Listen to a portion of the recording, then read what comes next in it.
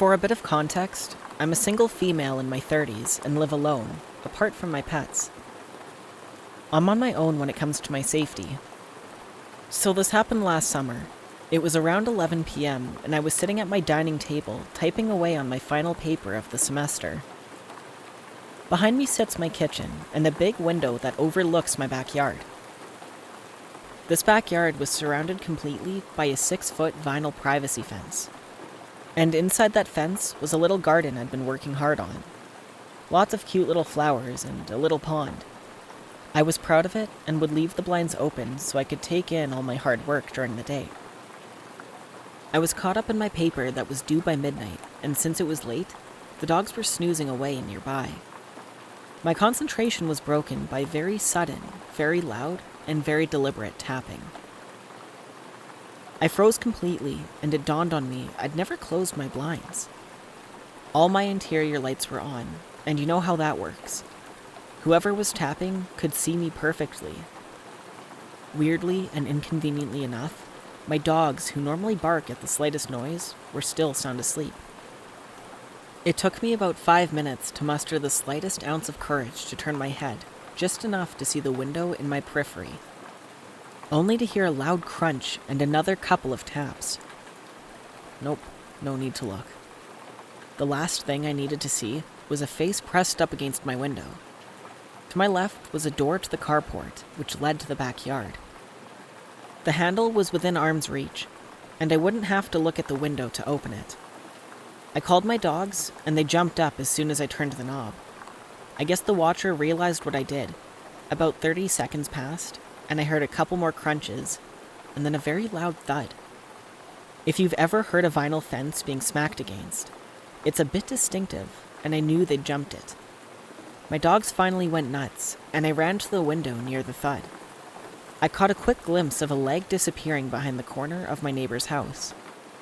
I stayed up until dawn with my metal baseball bat and one of those giant sharp grill forks. With the fence and dogs, I always felt safe. How they got back there so quietly, I'll never know. I've lived here my whole life and never had anything happen, so this has shaken me. Whoever that was wanted me to know they were there and definitely wanted my attention. I've since installed multiple cameras and motion lights all around the perimeter. It's been quiet since. I feel better, but that illusion of safety has all but disappeared.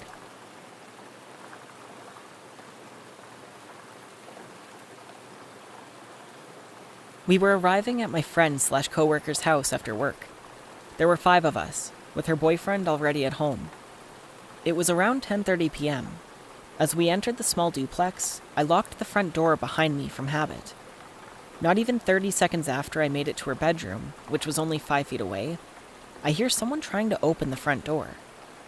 I proceeded to ask if she or her boyfriend was expecting anyone else, and they said no. Her boyfriend went to the door as the person outside started knocking. We looked outside to see someone with a hoodie pulled all the way over where his face was obscured from the side. Her boyfriend asked through the door what he needed, and he answered that he was locked out of his house and just needed to borrow a phone. Her boyfriend told him no, and the guy says, "Come on, man, just open the door." He said no and to leave. There was a 24-hour gas station across the street. About 15 minutes later, I see someone peek into the living room, and someone again tried to get the door open. We all come to the door and yell through, telling him to leave. He kept saying, "I don't know why you can't just open the door. Just open the door and let me use your phone." Again, we said no, and he eventually left. While he was outnumbered, we didn't know if there was someone with him hiding, or if he had a gun. What mostly freaked me out was that he kept trying the door before knocking.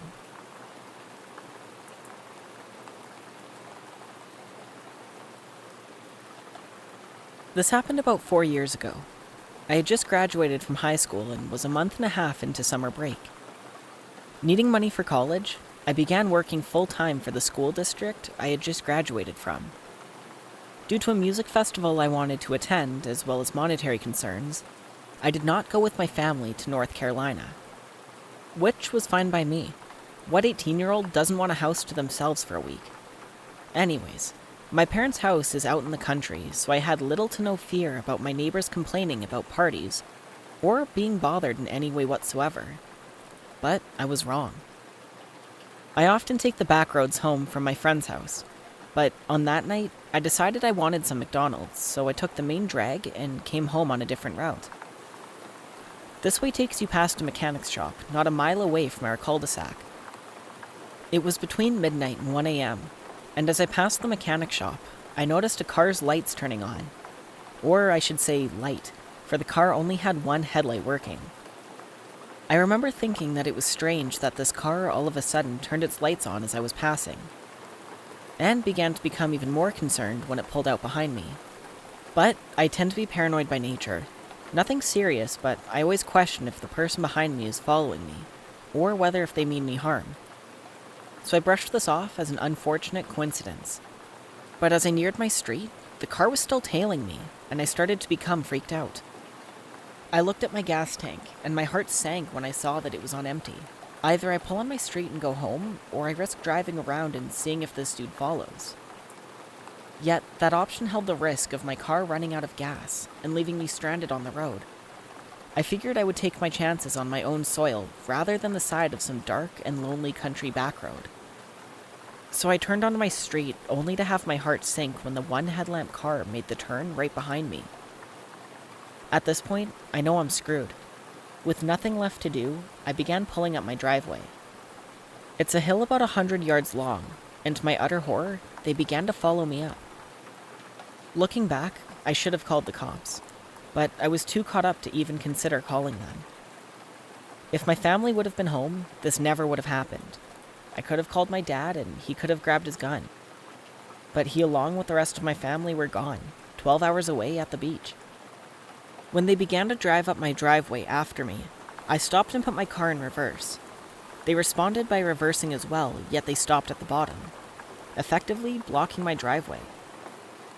At this point, I pulled forward again, only to have the same song and dance happen.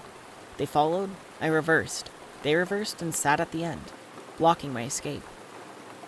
I quickly pulled up and turned my car around and came at them head on.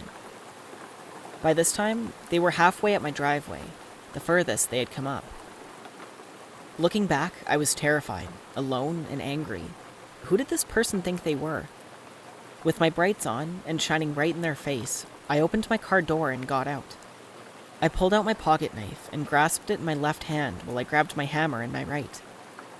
In some weird, desperate mindset, I made a split decision to grab the hammer from the head with the handle sticking out. My hope was that it would be mistaken as a gun.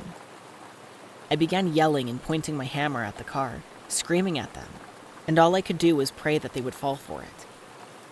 Part of me believes that they thought it was a gun, due to my brights being behind me, making my whole front side a shadow. But they could have just not wanted a fight. Maybe they just thought I was a girl, or was timid and wouldn't resist so aggressively and violently. Who knows, but it worked. They slowly backed out of my driveway and crept around the cul-de-sac. As they were leaving my street, I ran after them and was hiding behind my neighbors' houses. And at every driveway, the car would slow down to a near stop, as if it was scoping out the houses. Thankfully, they didn't pull into any driveways, and they turned off my street altogether. As I was safely in my house, I ate my McDonald's by the front window with all of the lights turned off, waiting to see if they'd come creeping back. And thankfully, they didn't. But that night, I locked every door in the house, which I always did anyways, and slept with a hammer, machete, and baseball bat next to me, with my pocket knife under my pillow. It was complete overkill, but I was terrified. Now I know where my dad keeps his gun, and if it ever happens again, I'll be better prepared.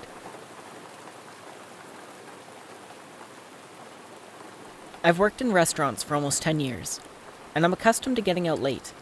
One night, after finishing a double shift at a ramen spot, I had my usual beer and decided to Uber home. My Uber arrived, and I checked the plate and all, and the gentleman confirmed my name. I spent half of the ride almost dozing off. As the ride progressed, I noticed the driver kept staring at me through the mirror.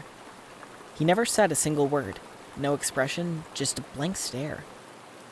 And he was probably staring because he thought I was drunk. Later on, I also noticed that he'd taken a different highway. and that we were making our way through Rikers Island.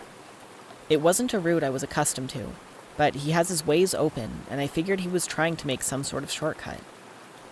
We kept getting further into Rikers Island. The area became full of trees, construction machines, neon cones, and cracked cement. And then he came to a sudden stop. He uttered, "My car just broke. Get out and call a new Uber." I was confused. There hadn't been any indication that a tire had popped or it had run out of gas. I got out, and before I asked anything, he stepped on the gas and sped off, with the car perfectly fine. Now, alone in a construction zone, I started freaking out and called another Uber. When he arrived, his first question was, why was I in the middle of nowhere, especially this late, since it was 1 a.m. at this point. I told him about the Uber, and he urged me to report it. I did report it, and as I checked the profile, he had 4.8 stars, the same license plate, but it was not the same man in the picture.